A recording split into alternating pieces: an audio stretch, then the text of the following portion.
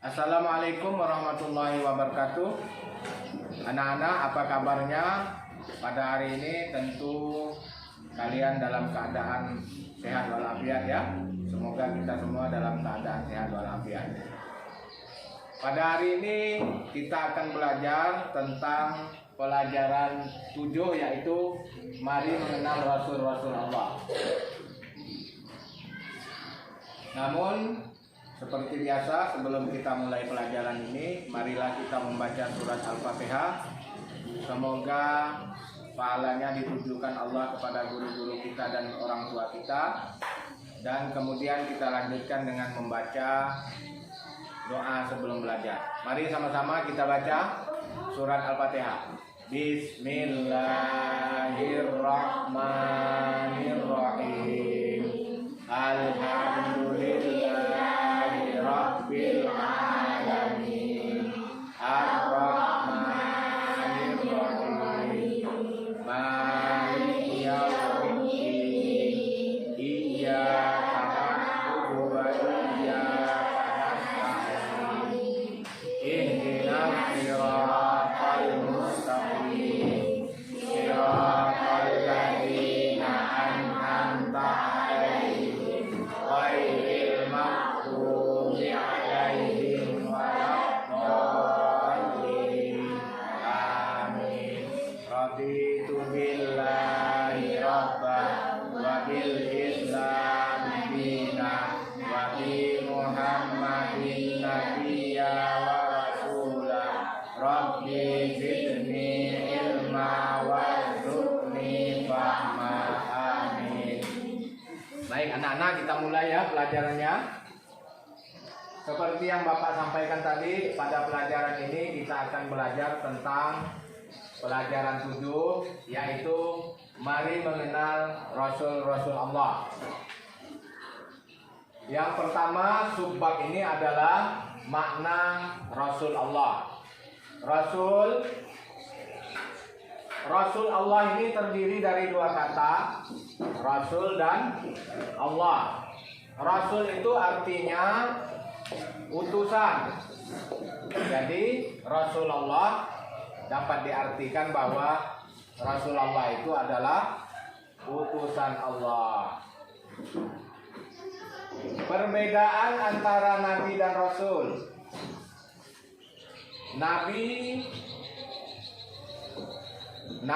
itu adalah seorang laki-laki yang mendapat wahyu, tetapi tidak untuk disampaikan kepada umatnya. Boleh kamu catat. Nabi adalah seorang laki-laki yang mendapat wahyu, tetapi tidak disampaikan kepada umatnya. Itu pengertian dari Nabi. Sedangkan Rasul, seorang laki-laki yang mendapat wahyu dari Allah dan ditugaskan untuk menyampaikan kepada umatnya.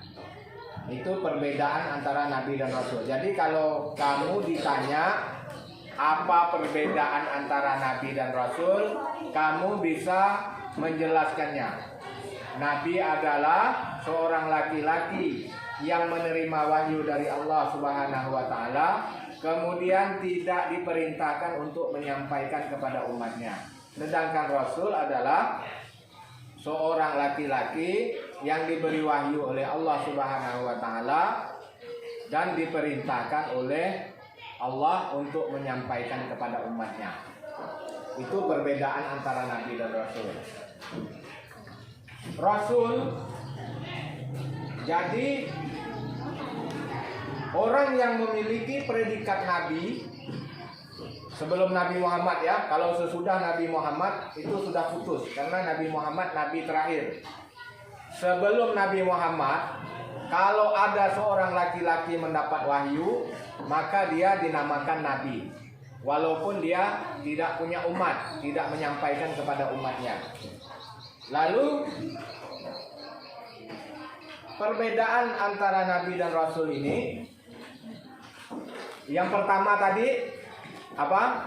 Yang pertama perbedaannya, Nabi punya umat, Nabi tidak punya umat, Rasul punya umat. Karena Nabi tidak wajib menyampaikan kepada umatnya, sedangkan Rasul wajib menyampaikan kepada umatnya. Nah, perbedaan yang kedua antara Nabi dan Rasul, Nabi itu, perbedaan yang keduanya antara Nabi dan Rasul itu ya, Nabi itu belum tentu menjadi Rasul ya, karena Nabi tidak punya umat. Sedangkan Rasul sudah pasti menjadi Nabi, karena Nabi itu mendapat wahyu untuk dirinya sendiri juga dan untuk umatnya. Berarti Rasul itu sudah pasti Nabi. Seperti yang kamu ketahui bahwa Nabi dan Rasul itu jumlahnya ada berapa? 25 orang. Dimulai dari Nabi Adam, Idris, Nuh, Hud, Soleh. Itu 25-nya kamu hafalkan nanti, Nabi dan Rasul. Itu perbedaan antara Nabi dan Rasul.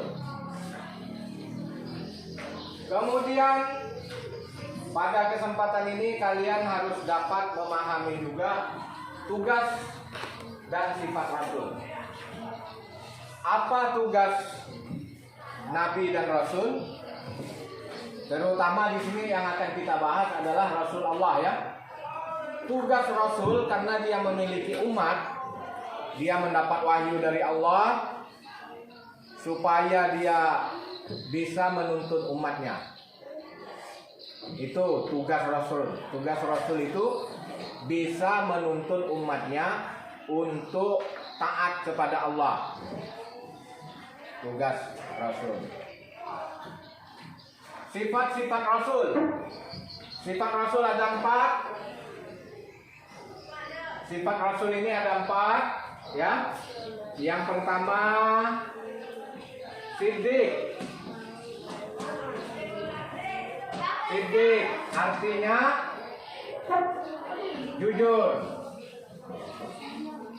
Ini penting nih, kamu harus nyatat ini. Siddiq jujur, amanah, dapat dipercaya,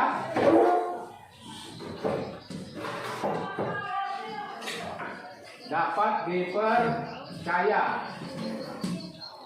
Siddiq, amanah, tabligh,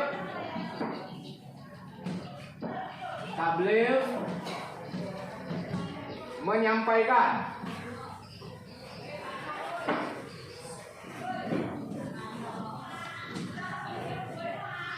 Tabligh menyampaikan. Siddiq, amanah, tabligh, fatonah, cerdas.